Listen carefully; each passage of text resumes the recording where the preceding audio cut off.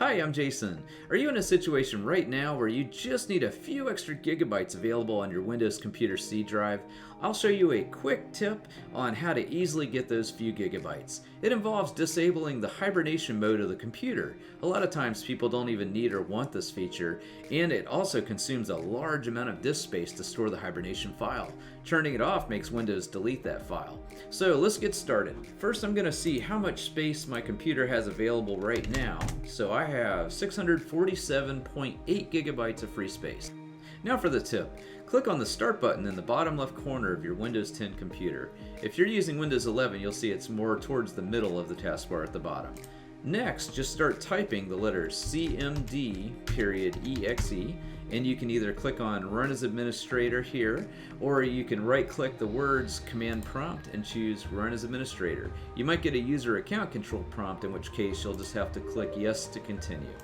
Now, a command prompt window opens up, and all you have to do is type in power cfg, hit the space bar, -H for hibernation, hit the space bar, and then OFF, and push enter.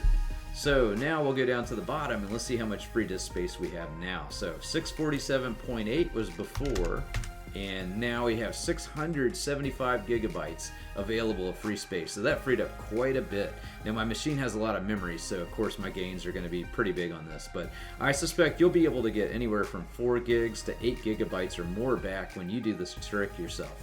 So to turn hibernation back on, all you have to do in a command prompt administrative window is issue the same command, but instead of off, just type on. And that's it. It's that simple. So hopefully this will get you out of a jam.